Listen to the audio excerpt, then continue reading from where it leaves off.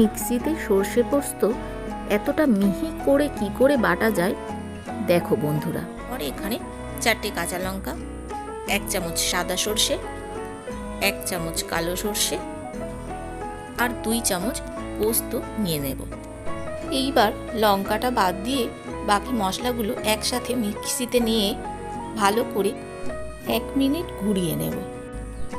ব্যাস গুঁড়ো হয়ে গিয়েছে। এইবারে লঙ্কার বোটাগুলো ছাড়িয়ে দিয়ে এর মধ্যে দিয়ে দেব।